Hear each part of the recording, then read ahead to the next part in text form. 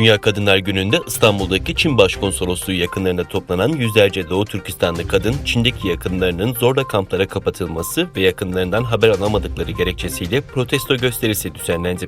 Uygur Türkleri Çin'in zulmüne ve hala tek bir haber dahi alamadıkları ailelerine ulaşmak için İstanbul Çin Başkonsolosluğu önünde protestolarına devam ediyor. 8 Mart Dünya Kadınlar Günü dolayısıyla Çin'in İstanbul Başkonsolosluğu yakınlarında Doğu Türkistan'da kadın olmak temalı protesto gösterisi ve basın açıklaması düzenlendi. Kadınlar açıklamada Doğu Türkistan kadınları için ses ver pankartı taşıdı. Uygur Türk'ü kadınlar yaptıkları konuşmalarda Çin'in Uygur Türklerinin maruz bıraktığı zulümden ve haber alamadıkları ailelerinden bahsetti.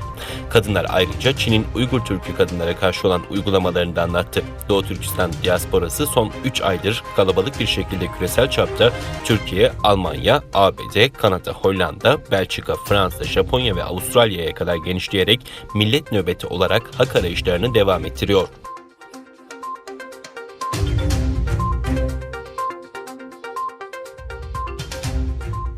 8 Mart Uluslararası Kadınlar Günü'nde Avrupa Birliği, Birleşik Krallık, Almanya, Japonya, Kanada ve Avustralya'dan kadın milletvekilleriyle Doğu Türkistan'daki toplama kampı mağduru kadınlar ortaklaşa kısa bir video çekerek dünyayı etnik azınlık kadınlarına yönelik baskıların statükosuna dikkat çekmeye ve Çin hükümetini Doğu Türkistan'daki soykırım politikasından sorumlu tutmaya çağırdı. Avrupa Parlamentosu Dış İlişkiler Komitesi üyesi bu yılki Kadınlar Günü'nde Sincan'daki Uygur ve diğer azınlık kadınların durumuna dikkat etmek ve hakları için savaşmada kararlı bir şekilde onları desteklemek için bizi takip edin ifadesini kullandı. Kadın parlamenterler kendi ülkelerini ve diğer ülkeleri Sincan'da devam eden soykırımı ve insanlığa karşı suçları araştırmaya ve derhal Çin hükümetini sorumlu tutmaya çağırdı.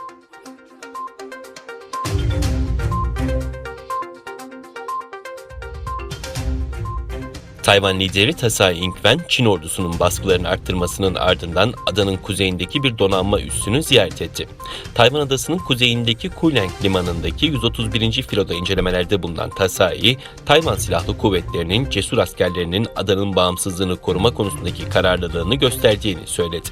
Tsai, vatanımızın hiçbir parçasını teslim edemeyiz ifadesini kullandı. Öte yandan Tayvan News gazetesinin haberinde Çin'in Tayvan'a en yakın eyaleti olan Fujian'daki Çin Halk Kurtuluş Ordusu Hava Kuvvetleri'ne ait 2 üssü genişletildiği bildirildi. Haberde uydu görüntülerinden edinilen bilgilere göre ciddi şekilde genişletildiği anlaşılan bu üslerin Longtian ve Huyan hava üsleri olduğu aktarıldı.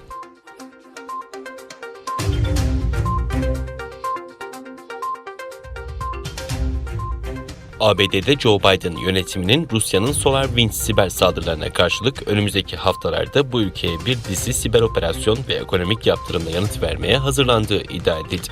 Bir yandan Çin'in yaptığı öne sürülen ve Microsoft üzerinden 30.000 kuruluşun bilgilerine erişim sağlandığı tahmin edilen bir siber saldırının verdiği zararı tespit etmeye çalışan Biden yönetiminin diğer yandan Rusya'ya karşı ilk siber adımını atması bekleniyor. Amerikan New York Times gazetesinin ABD'li yetkililere dayandırdığı haberinde Rusya Devlet Başkanı Vladimir Putin, Rus ordu ve istihbarat servislerine yönelik bir dizi gizli operasyonda içeren ilk büyük adımın önümüzdeki 3 hafta içinde geleceği iddia edildi. Geçen hafta drone saldırı yetkilerine kısıtlama getirdiği belirtilen ABD Ulusal Güvenlik Danışmanı, Pentagon'a ilettiği gizli talimatta siber güvenlik konusunda da bazı talimatlar verdiği iddialar arasında yer aldı.